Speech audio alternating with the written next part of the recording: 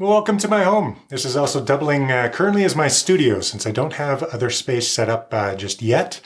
But very excited that today I think I finally have enough equipment that I can do bare minimum video work almost anywhere. So in the last video I was using the sunlight and a nice window. That's great, but for the plans that we have, we really want to start doing some videos on site in the restaurant Spot On so that we can do some cocktail videos and training videos and things like that that we can use for not only marketing but some training and really try to get a bit of a YouTube presence for the restaurant. So can't really rely on any kind of a window light or any kind of natural light, because when we do it, we're going to have to do it after hours to get away from the sound and get away from the other distractions that would be going on any given day. So I'm finally able to beg, borrow, and be donated some different lights that we're playing around with and trying to get working. I've never worked with studio lighting before, so this is a first for me. So bear with me while I experiment and try out some different setups. This space also isn't really the best for it because it's a one-bedroom apartment. It's very small. It doesn't give me the opportunity to move lights in and out and try different setups as I would like to do, just because we're tight on space and really, really constrained on the flexibility that we have with that. But wanted to put it all together, wanted to actually test it out and see what it's sounding like, see what it's looking like, knowing the issues that I have in setup and takedown. This is actually a really great location to do that kind of testing because my wife would freak out if she saw what this place looked like right now. So having the opportunity to go from the ground up, do a complete setup, test out the equipment, see what we're missing, see what does and does not work, and then tear it all down again. And I'll probably do this a few times over the next few weeks to really get a sense of a flow so that I know I'm not missing things. I do things in a particular order that really allows me to get better at the setup. It is all done with the idea of being a one-man show. So I do the sound myself. I'm doing the lighting myself, the camera work myself. That'll be probably the next purchase I got my eye on, a Marshall video screen that will allow me to better see actually how I'm framed or if I'm even in focus. Right now it's a bit of a crapshoot, but wanted to at least test it out and put this all together and see how it was going to work. So essentially what we were able to find donated to us, we have a Yanero, Italian apparently, Yanero, but very old Yanero studio light. So it's using halogen bulbs. I don't even believe they make the halogen bulbs anymore, so I don't know how long this light is going to be practical.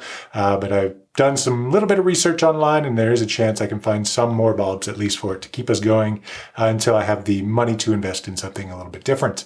For the fill light, we are using just some old stage lights that we had at Four Spot, which is Spot On's sister restaurant.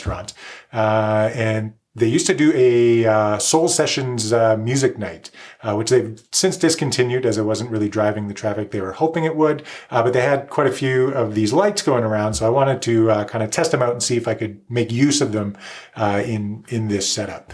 The first thing I've discovered is the studio light is about 2 stops brighter than the stage lights, so that has caused some problems as far as trying to find the right balance and really make it work in this space. But we're kind of running, gunning, putting things together to try and make it work. So right now I have from a 5-in-1 reflector kit, the diffusion setting I've just put onto a friction arm to get the key light a little more diffused.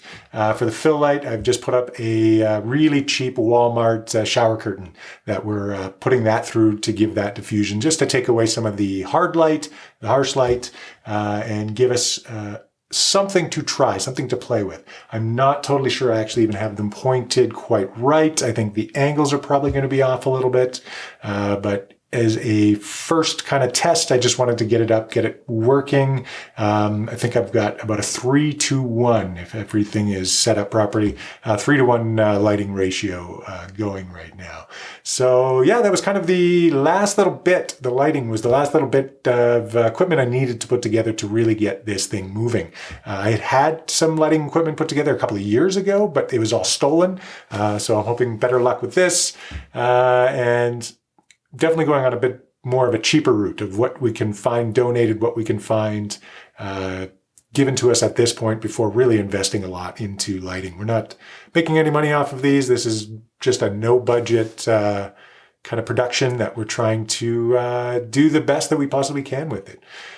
So that's where we're at. Tell you a little bit about what we are working with. The camera I've had for a few years now is the Sony A7 mirrorless. So it's not the A7R or A7S, just the very first A7.